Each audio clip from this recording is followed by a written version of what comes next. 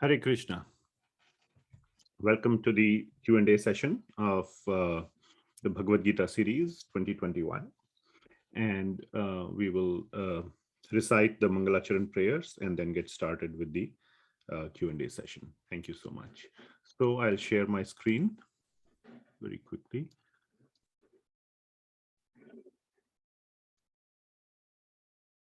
Okay.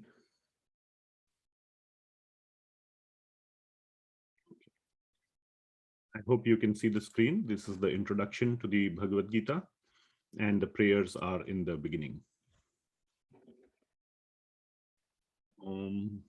First, we will start with prayers to Srila Prabhupada and then these prayers.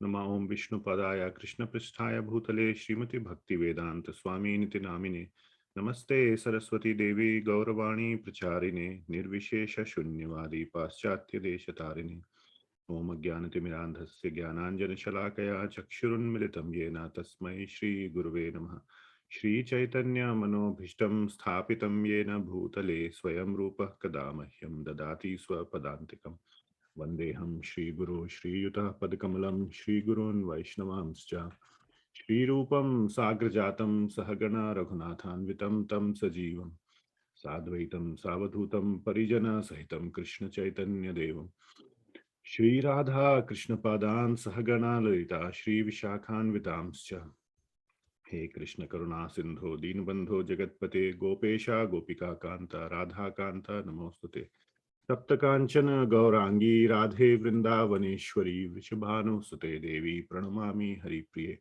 Vanchakalpatarubhyascha Kripa Sindhubhya Evacha Patitanam Pavanebhyo Vaishnavebhyo Namo Namah Jai Shri Krishna Chaitanya Prabhu Nityananda Shri Advaita Gadadhara Shrivas Adi Gaur Bhakta Vrinda Hare Krishna Krishna Krishna Hare Hare Hare Ram Ram Ram Hare Hare Srila Prabhupada Ki Jai. Okay, very nice.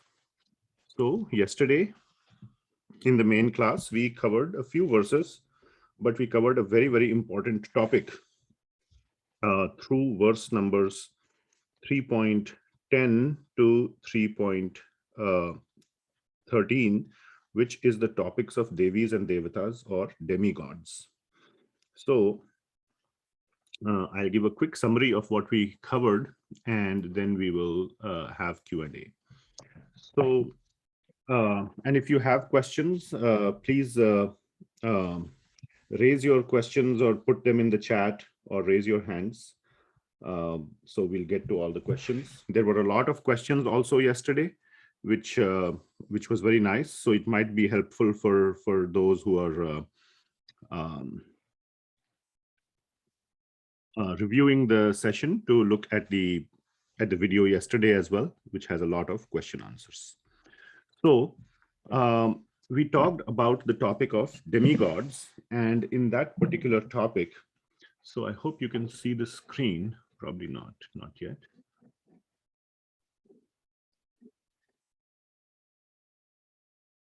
So the topic is about demigods. Sorry.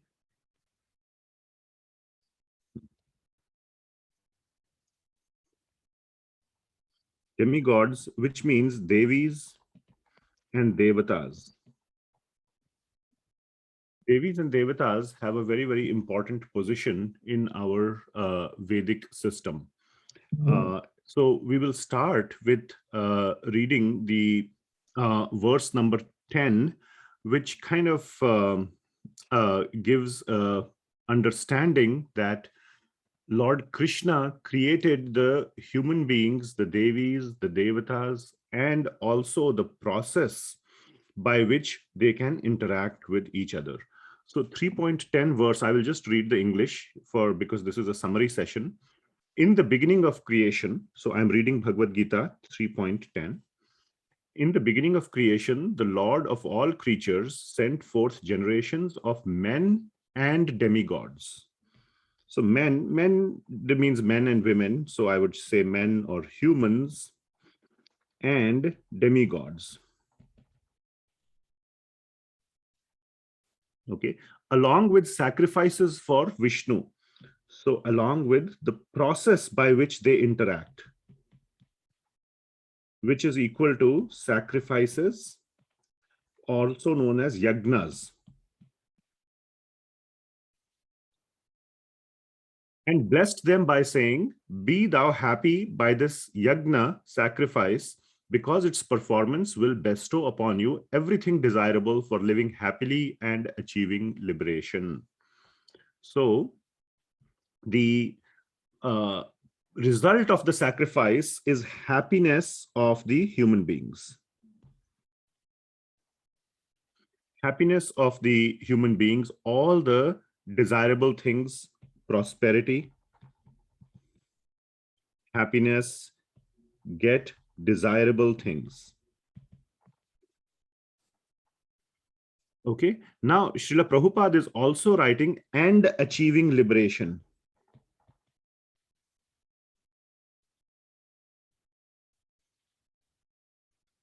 And achieving liberation.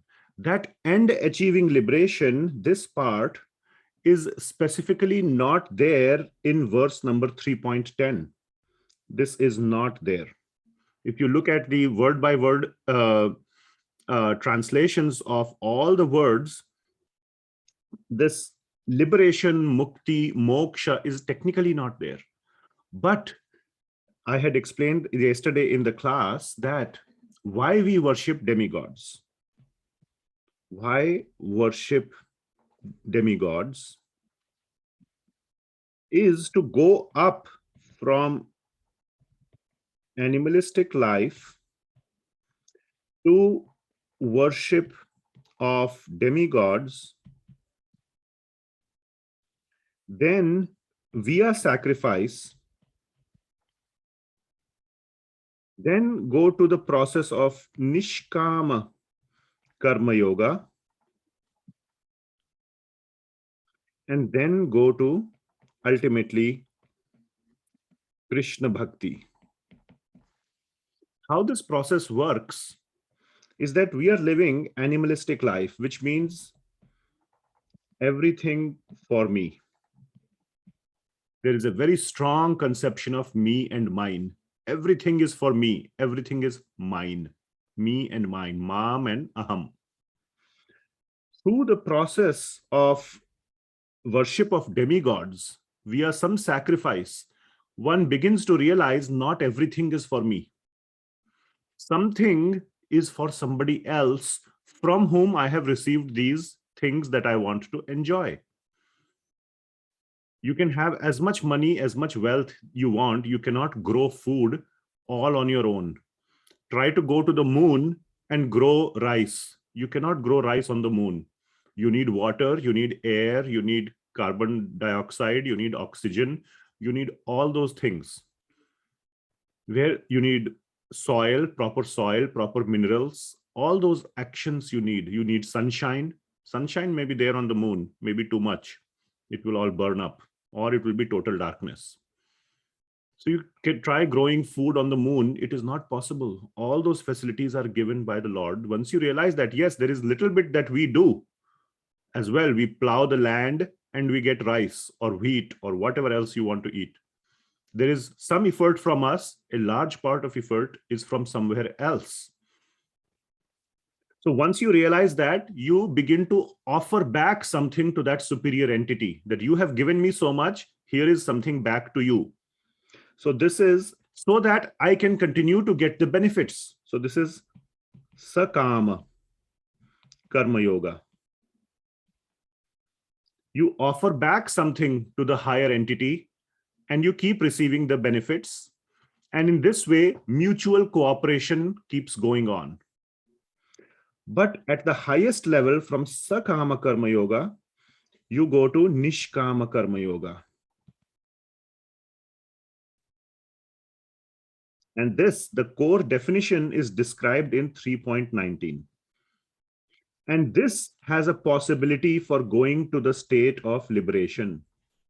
Sakama karma yoga, no liberation.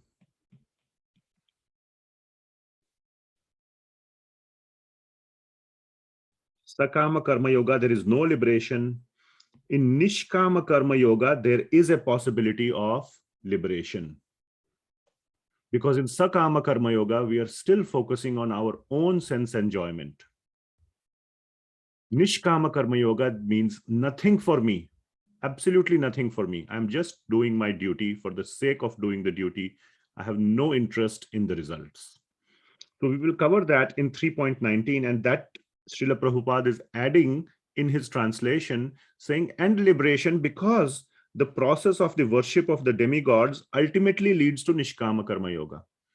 But the highest state is Bhakti Yoga, where you do work for a reason, you do work for a phala, you do work for a result. You don't say, I'm not working for any result. There is a result, but the result is of spiritual nature. The result is Krishna Prema. This I had not explained yesterday. So some of what I am trying to explain today is new. What I did not explain yesterday, but the spirit was the same. Okay. So the result is Krishna Prema. It is spiritual. So there is a tendency to work for a result, to obtain the love of Krishna. But that is highly desirable. And that has all the benefits of all the levels below. So that is why worship of demigods is important, so to say, for those who want to go through this. This is the slow and gradual.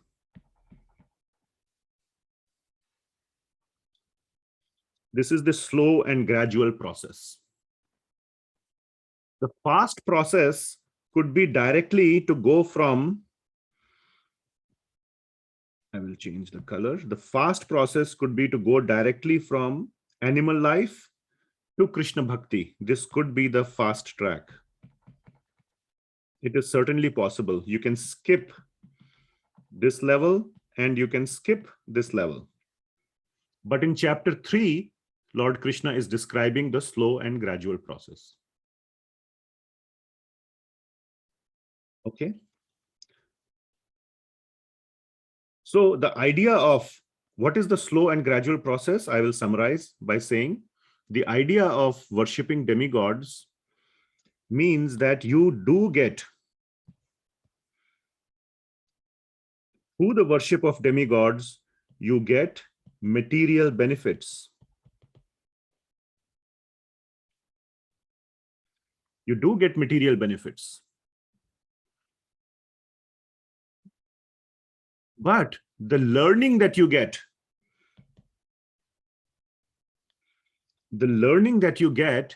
is that by sacrifice,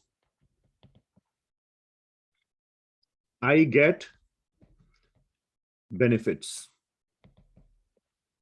By performing some sacrifice, by giving back to the Devis and Devatas, I do get benefits. You start getting programmed, you start getting tuned to this understanding that it is a good thing to do sacrifice, to do yagna. Now, yagna doesn't just mean like fire yagna, homa. That is not the meaning. The word sacrifice means any kind of yagna. Keeping in mind that I am doing this for to offer back to the superior entity from where I have received all the benefits. To have a sense of gratitude, to have a sense of obligation. So this, but the benefits are still material because we are so programmed to receiving material benefits. If all the benefits, if I tell you, you do Krishna Bhakti and all you will get is Krishna Prema. What is Krishna Prema? I don't want. Not right now. Baad mein dekhenge. Abhi I want, dhan sampatti, sukh sampatti ghar aave. So all I want is sukh sampatti. So the process is there to educate people that yes, you can still get sukh sampatti, you can still get material benefits by the process of yagna. And the second thing is that it is slightly delayed. You do not get instant benefits. In animalistic life, everything is instant. Everything is instant. First, we used to write letters in the 90s. It used to take 1 week to get a reply. Now with emails, you can get reply in 2 minutes or 1 minute. Even that is not sufficient. Now you need WhatsApp. You need instant notification that message was delivered, double tick. Then you need notification that he has read the message, blue double tick. And then you need a reply. After the blue double tick, people wait. Oh, why he has not replied yet? He has read it, but not replied. So much. There is a propensity for instant gratification. Instant gratification. Immediately, everybody should make me happy, satisfy my senses. The process of sacrifice teaches to have patience. You have to invest enough to get back return. You cannot get everything instant for your sense gratification. When we have to reply back to WhatsApp messages, we are not instant. Let them wait, no problem. But when we send a message, we want instant reply. If you want instant reply, you have to also reply instantly. So you have to invest in the relationship. That tendency to invest, we have been programmed to not invest in a relationship, only expect returns. How will that work? That does not work at all. So the process of sacrifice teaches us to invest in the relationship, and then we get a return.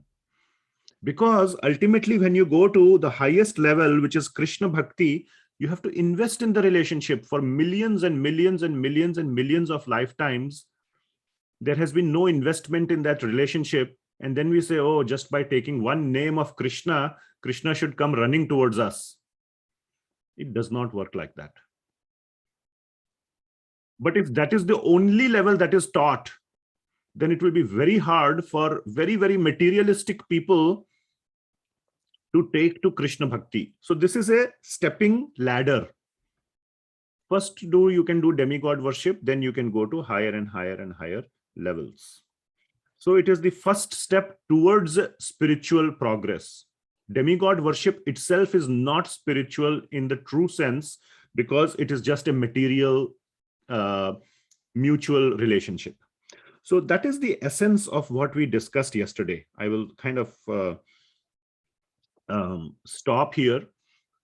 If one is doing worship of Devis and Devatas and is remaining at that level, that is not okay, because then you are just, going to a higher level of sense gratification. Only out of your own hard work, you can get some sense gratification, but by pleasing the Devis and Devatas, you can get higher sense gratification. That is what Ravana, Hiranyakashipu, they all did. They prayed to Lord Brahmaji. Brahmaji is a Devata. He is not Bhagavan. Brahmaji has a life and a death. He dies at the end of the universe. And in a different universe, there is new Brahmaji, not the same one. So they pray to Devis and Devatas, and what do they ask? Ravana and Hiranyakashipu type people, make me immortal. I want to become immortal, Amar. I should never die, so that later on, once I get that benefit, I can go and kill others, because they cannot kill me, but I can kill them. And I will oppress them. I will rule over them. I will enjoy sense gratification over them. That is the ultimate tendency, not Krishna Bhakti. So by praying to Devis and Devatas, they get material benefits. They never ask, demoniac people never ask Devis, and that's why they are never able to make spiritual progress, even though they are going to the next level and getting these great material benefits. Tell me one mechanism today how you can get all those benefits, all those powers that Ravana, Hiranyakashipu, and all those demons got. There is no way to do it on your own. Only by the benedictions, the Vardhan given by Devis and Devatas, you can do that.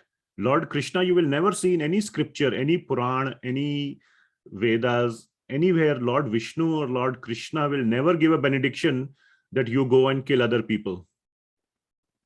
Never. Even if one goes with material benedictions, when he sees Lord Krishna, his material desires become spiritual, like Dhruva. How many of you have heard story of Dhruva? He was rejected by, in very short, he was rejected by his father. He wanted to sit in his father's lap. His stepmother scolded him, and he could not get to sit in his father's lap. So he went and did tapasya, that I will get a kingdom bigger than my father's kingdom. So he went with a material benefit in mind. But when he saw Lord Vishnu, he said, I came here to ask for some pieces of broken glass, like a kingdom. What will I get by getting a kingdom? So Dhruva completely changed what he asked from Lord Vishnu. He said, I don't want any kingdom, nothing. I just want your pure bhakti. So when you are going in front of Lord Vishnu, automatically all your material desires disappear. The only spiritual desires come. But when you go in front of Devis and Devatas, your material desires remain. And that is why Hiranyakashipu, when he was meditating on Brahmaji, he asked, make me immortal. Brahmaji said, I cannot make you immortal. I am myself not immortal. How can I make you immortal? Ask something else. Then he asked all these things. Nobody should kill me in the day. Nobody should kill me in the night. I should not be able to be killed by a man or an animal, neither inside the house nor outside the house. All these things he asked, he thought he is good. Now he will never die, which is almost true, which is why he became so powerful. He even conquered over Indra and so many other Devis and Devatas. Later on, when Narsinghadev came, who is none other than Lord Vishnu, he scolded Brahmaji. He said, what a person you are. Why do you give these kind of benedictions to these demons? Couldn't you see that he's cheating you by asking all these things, neither day nor night, nor this, nor that? You should read. We will sometime cover it in our Srimad Bhagavatam class, what Brahmaji, the scolding that Brahmaji got from Narsinghadev, that you should not give this kind of benediction. Okay. So that is the benefit of worshipping demigod. And also the flip side, the downside is one should never remain stuck there. One should start to progress up. Worship of demigod is not the final step. It is the intermediary step. And it is even okay to completely skip it under the proper guidance of a guru who is a pure Vaishnava. Under the guidance of a guru, he can tell you how to do Krishna Bhakti right from your current stage. No need to go through all these stages. Okay.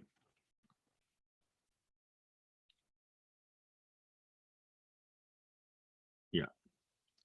So we went through next few verses. So let me quickly just read the translations of the verses so that we are clear. So we read 3.10, 3.11. The demigods, being pleased by the sacrifices, will also please you. So there is this mutual relationship going on between the demigods and humans. And thus, by cooperation between men and demigods, prosperity will reign for all. So there will be a lot of prosperity. So we think we can do everything on our own, but we do need Devis, Devatas for some of the big things like rain. How can you get rain on your own? Is there any modern technology by which you can get rain? No. You can build canals, you can build all kind of water irrigation systems, but you can never get rain. It's not possible by a human. You need some higher intelligence, some higher technology, which humans have not invented and will not invent for a long time. Or mitigating earthquakes. You can maybe detect when an earthquake is coming and run away, but you cannot stop an earthquake from coming. You can detect when hurricanes in the US, there is this problem of hurricanes. When I was in India, I never heard. In the US, especially on East Coast, all these hurricane Katrina, hurricane, whatever, Harvey, and so many. Every year there is this problem of hurricane. Everybody is worried, will it be as bad as Katrina? So you can detect it and run away, but you cannot stop it. But by the help of Devis and Devatas, you can stop also. So in charge of the various necessities of life, such as rain, water, sunlight, heat, cold, all those things. In charge of the various necessities of life, the demigods, being satisfied by the performance of yajna, will supply all necessities to you. But we must give back in return. He who enjoys such gifts without offering them to the demigods in return is a thief. All you know is take, take, take, take, take, take, take. Never ever give back anything. Like a son who is always taking from the father, never giving back something that the father wants. And the father doesn't want your money. He's the one giving the money. Why would he want the money back?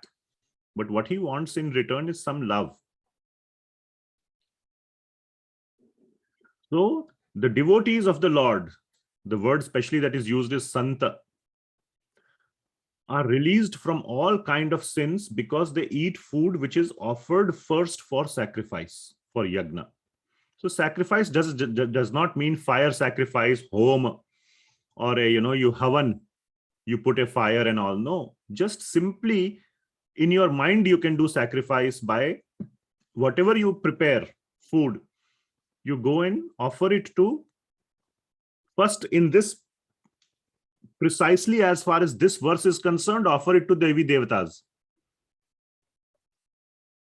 But in the 7th chapter and then in the 9th chapter, we will see that whatever you offer to the Devi Devatas, ultimately they offer it to Krishna, because they know even they are not the final providers. The final provider is Krishna. So they just act as an intermediary. So at least you offer to them, through them you offer to Krishna. So, but when you do this process of offering and then eating it later, it becomes purified, it becomes sanctified. Others who prepare food for personal sense enjoyment, Atma Karanat, only for me, they are eating sinful food. So this is the essence of what we covered. We covered the next 2 verses also, but we will go over them again because we covered them quickly and they were in a long sequence of next few verses. The whole chakra, we will see the word chakra, the cycle of karma and yagna. You will see the word chakra here somewhere, chakram. Evam pravartitam chakram. So we will see the chakra of yagna, but that we will cover next time. So this was a big topic. We also covered in the class topics like how to worship demigods, what is the right process of worshipping demigods, Devis, Devatas. Should we worship them or neglect them? All these things we covered in the class. Okay, so it's half an hour we spent talking about all this. Are there any questions or any discussion?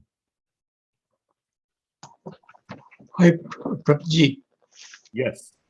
Now you are saying that demigod is having the power to give immortality to human being. Immortality, or what did you say? Yeah, the demigod is having a power to give beneficence to human being. Not immortality. But that asuras have got immortality. No, no asura has immortality. No, I did not say that. I said they ask for immortality. Hiranyakashipu asked for immortality. Brahmaji said, I cannot give because I myself do not have it. They can give other benedictions, like nobody can kill you with an arrow, nobody can kill you with a machine gun, nobody can kill you with a nuclear bomb. They can give that kind of benediction, but they cannot give benediction, you will never die. Yeah, but that means not a total immortality, but restriction. Yeah, immunity from a lot of causes. Yeah. So the demigods they are not having a power for a spiritual benediction. Correct. I see. So demigods also limited, not Absolutely. Absolutely, demigods are limited. So one thing I want to mention, this is what we covered yesterday. Demigods, like you rightly said, they cannot provide spiritual benediction. When I say spiritual benediction, example, liberation. Getting liberation from birth and death. Liberation means what? Liberation from something, right? So liberation from material body, or liberation from birth and death, same thing. Okay, they cannot provide this. What they can provide, this is what we discussed yesterday, is inspiration for bhakti. You can request the demigods, please inspire, please create that desire in my heart for bhakti and reduce or minimize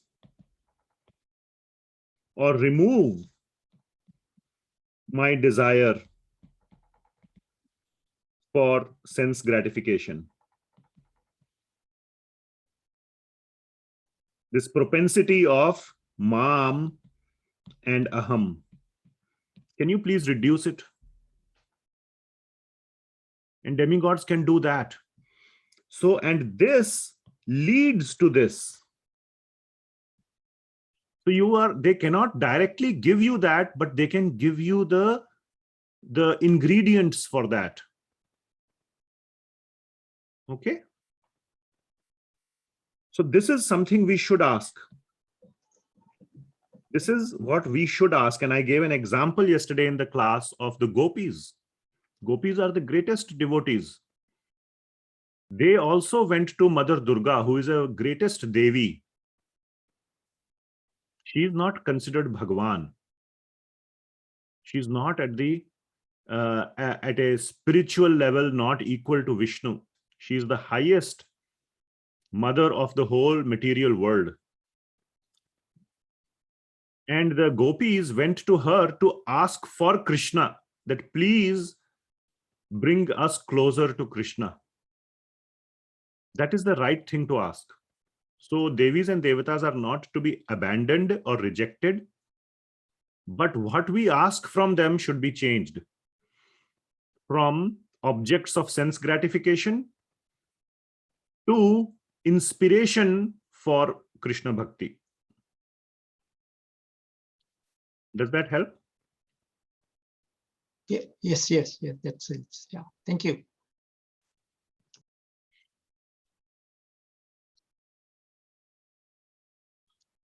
Okay, any other questions?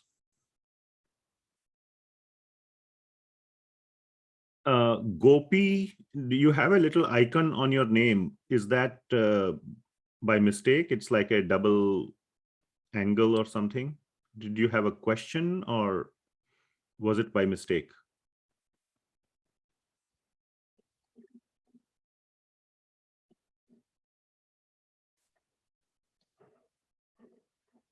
I cannot hear you.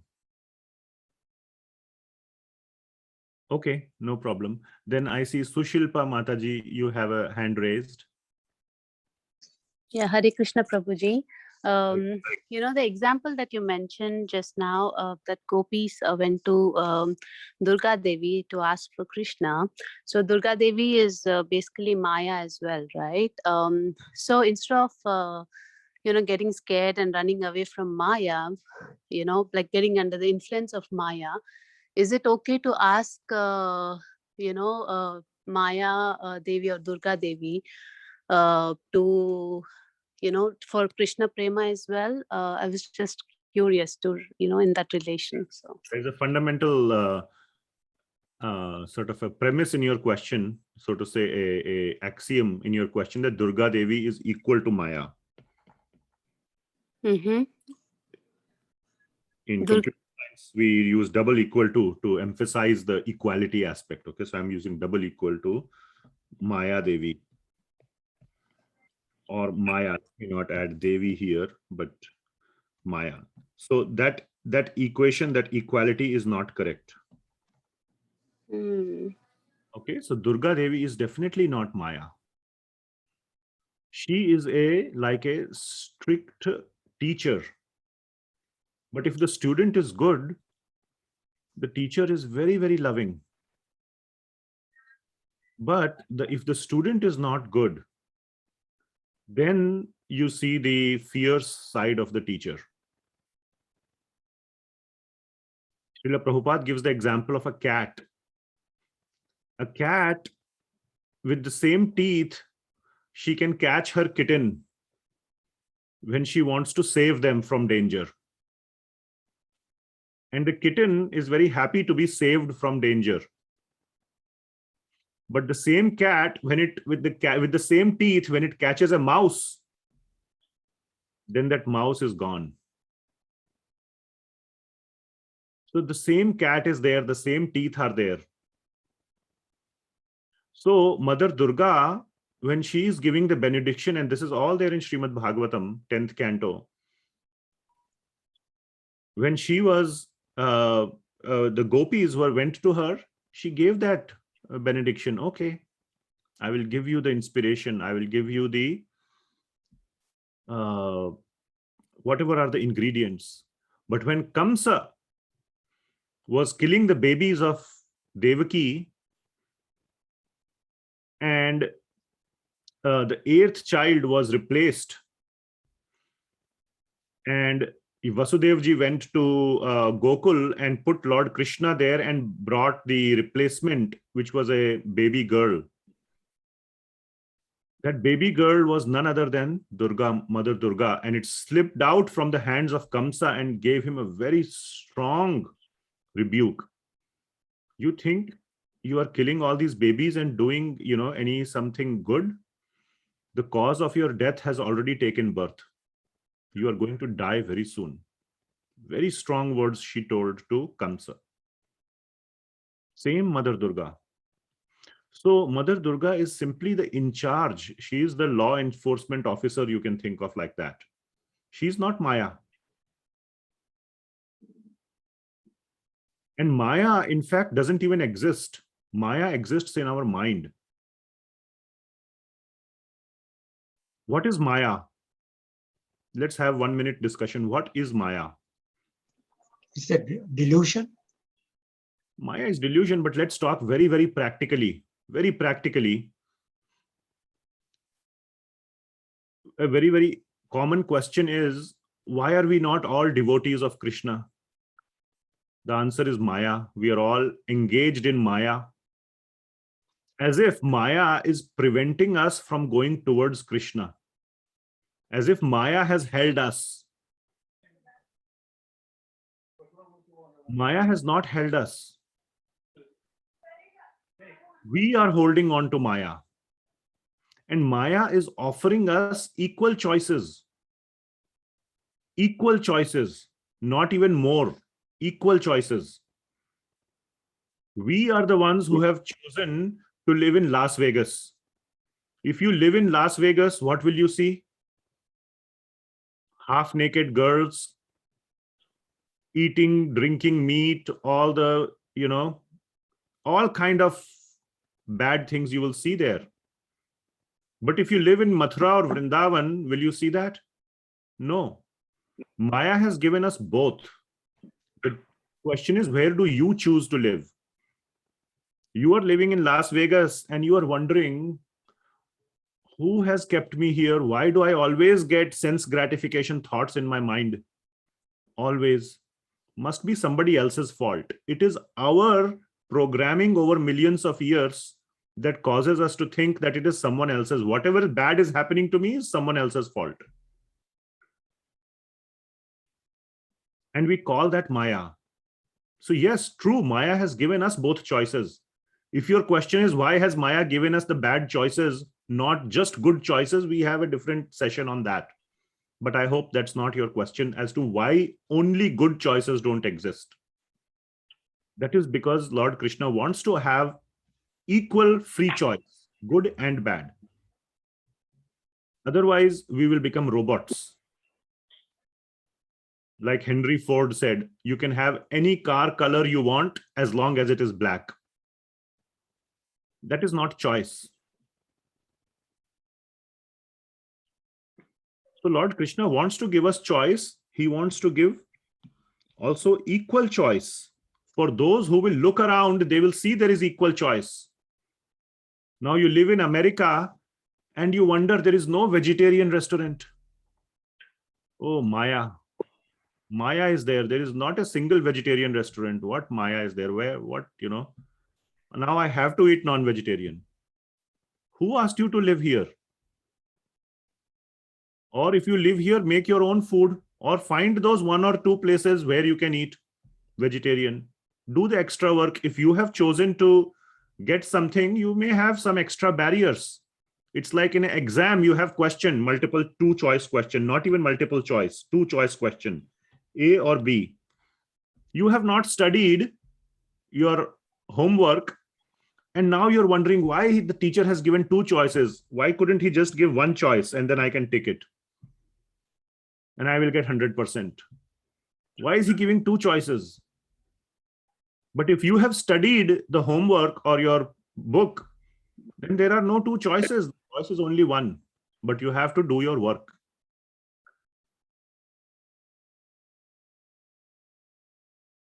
So Maya is an equal offering. Through Maya, Lord is offering both. It appears to us that the bad choices are abundant, but that is also because of our choice. Try go living in Mathura, Vrindavan and try to find a non-veg restaurant. It will be a trouble. अरे आज तो non-veg खाना है, यहाँ तो कुछ मिलता ही नहीं है non-veg. जहां देखो वहां प्रसाद मिलता है. Only prasadam I get. How can I eat non-veg here? That is a good problem to have. I mean, I'm not saying good problem as in you should eat non-veg, but can you see the situation is completely reversed?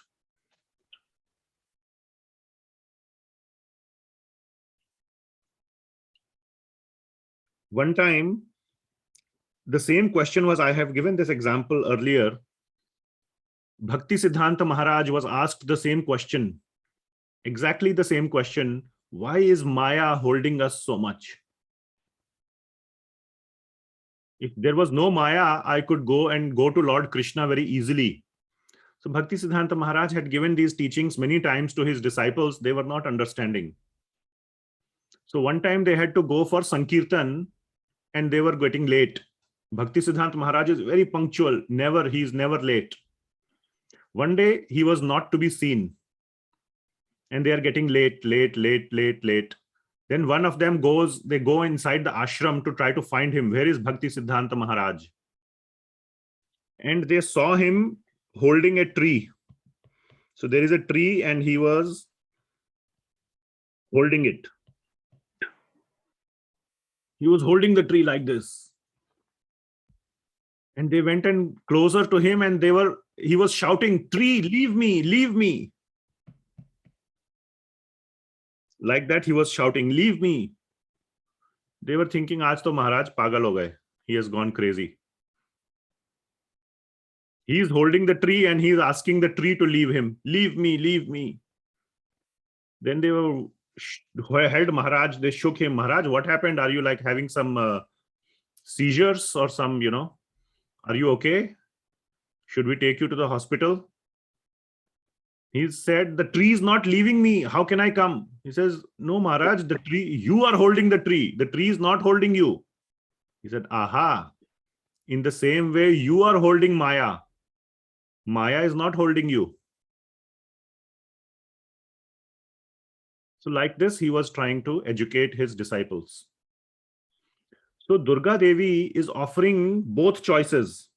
That is her job, to create the material. Brahmaji is the creator, but she is the one of the law enforcement, big, law enforcement people. So her duty is to offer these choices. But for the studious student, for the one who is sincere, he will get 100%. He is very dear to Mother Durga, he or she, just like the gopis. I hope that helps to answer the question. Yeah, very much, Prabhuji. Thank you very much. Yeah, I was just curious with that thing, like comparison, but I think you explained it really nicely. Yeah, there's nothing to worry about Maya if we make the right choice of Krishna. So yeah, thank you. Absolutely. And there is abundant facilities in the world to do Krishna Bhakti. If you want to do Maya Bhakti, it is very hard. Think about it. Recently, Gauranga Prabhu was giving lecture, very beautiful. He gives very nicely funny lectures. If you have to do sense gratification, if you have to go eat meat, I have never purchased it, but I think it is extremely expensive. If you have to go worship some, big man, big friend, you have to please him. You have to take a big gift. You have to take appointment. You have to go through so much trouble to get little bit sense gratification. Whereas Krishna Bhakti, you can just do it patram pushpam phalam toyam, just little water you can get from a river. Pushpa, flower you can get in the forest. You don't need anything for Krishna Bhakti. Everything is readily available. We think sense gratification is readily available and Krishna Bhakti is so hard. All the facilities for Krishna Bhakti are readily available throughout millennium after millennium.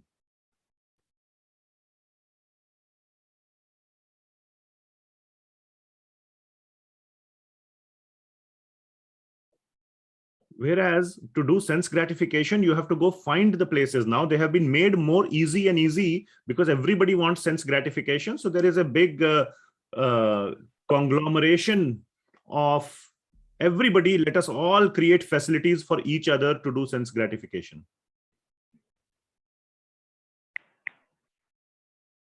So it is a big Mili Bhagat. What is the right word for in English? It is a big conspiracy or a big joint effort by all the people. Big scandal, yes. By all the people of the world to help each other for sense gratification. Therefore, it appears that it is much easier to get sense gratification than to get Krishna. But according to what Lord Krishna has provided,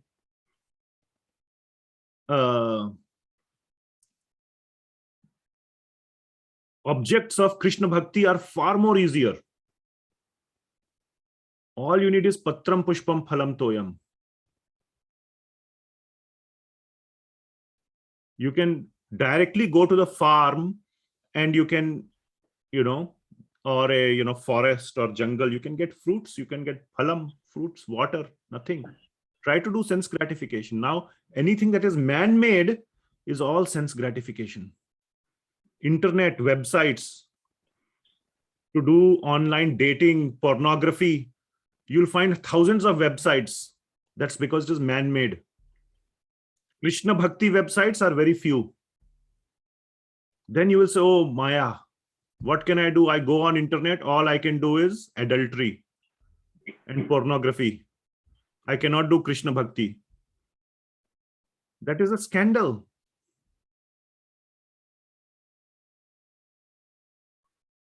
Because that is what everybody has created for each other's. You scratch my back, I scratch your back. But what Lord Krishna has created, there is abundance of facility to perform Krishna Bhakti and very little facility to perform sense gratification. Okay. Other questions?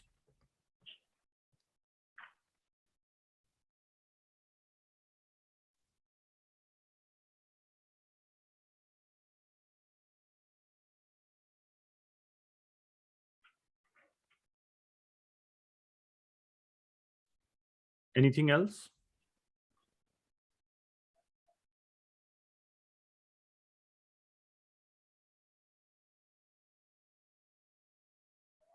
Nothing else? Oh, there is something in the chat.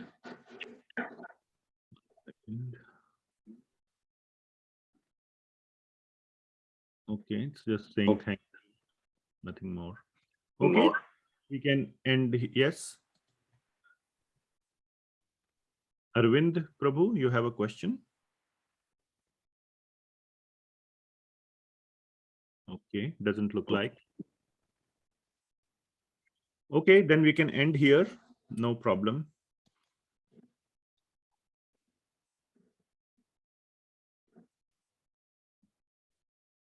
Okay, thank you very much. Srila Prabhupada ki jai.